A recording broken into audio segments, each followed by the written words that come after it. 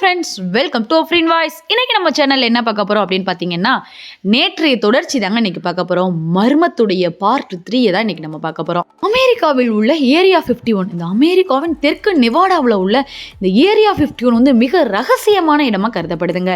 இது ஒரு அமெரிக்க இராணுவ தளம், அதாவது இந்த ஆயுதங்கள் மற்றும் விமானங்களுக்கான ஒரு சோதனை தளமாகத்தான் இது இருக்கு அப்படின்னு சொல்றாங்கங்க. ஆனால் இங்கு வேற்று கிரகவாசிகள் இருக்காங்க அப்படின்னு சொல்லிட்டு ஆராய்ச்சி நடக்குது அப்படின்னு கூறப்பட்டிருக்காங்கங்க. அமெரிக்காவில் இருக்கிற பலரும் இந்த பகுதியில் அதிகாரிகள் வந்து வேற்று கிரகவாசிகள் இருக்கும் ஆதாரங்கள் என்ன செய்யறாங்கன்னா பூமிக்கு அடியில் மறைச்சிருக்காங்க அப்படின்னு நம்புறாங்க.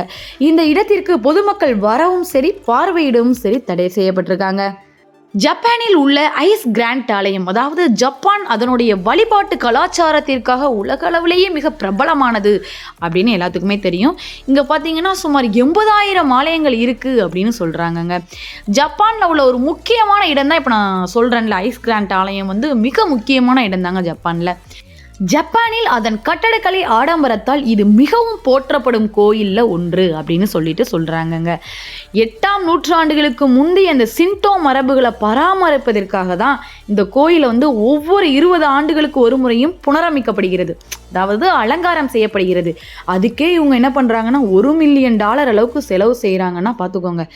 நீங்கள் அரச குடும்பத்தில் உறுப்பினராக இல்லாவிட்டால் இந்த பண்டைய ஜப்பானிய புனித வழிபாட்டு இடத்துக்குள் நுழைய உங்களுக்கு தடை விதிக்கப்பட்டுள்ளது அப்படின்னு சொல்லியிருக்காங்க.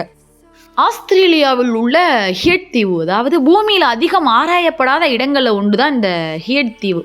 இது எங்கே இருக்குது அப்படின்னு பார்த்தீங்கன்னா, அந்த அண்டார்டிகாவிற்கும் மடகாஸ்கருக்கும் இடையில தான் இருக்குது இந்த தீவு. அதாவது ஒரு சில அரசியல் ரீதியாக அது நமக்கு தேவையில்லை, இருந்தாலும் இது அரசியல் ரீதியாக இந்த தீவு வந்து ஆஸ்திரேலியாவின் ஒரு பகுதியாக இருக்குது அப்படின்னு சொல்கிறாங்க. சொல்லலை, அது இருக்க தான் செய்யுது. ஹியட் தீவில் வந்து 2 எரிமலைகள் வந்து இருக்குது. இந்த எரிமலைகள் வந்து இன்னைக்கும் சரி எரிமலை குழம்பை கக்கி கொண்டு தான் வருகிறது அப்படின்னு சொல்கிறாங்க. இந்த தீவு முழுக்க தரிசா மட்டும்தான் இருக்குது.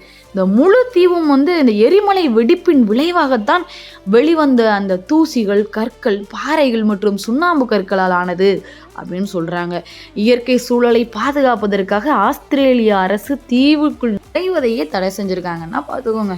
போன்ற சுவாரஸ்யமான மர்மங்களை தெரிந்து கொள்ள நம்முடைய அஃப்ரின் வாய்ஸ் யூடியூப் சேனலை சப்ஸ்கிரைப் பண்ணிக்கோங்க. லைக் பண்ணுங்க, ஷேர் பண்ணுங்க, மறக்காம கருத்துக்களை தெரிவிங்க. நன்றி.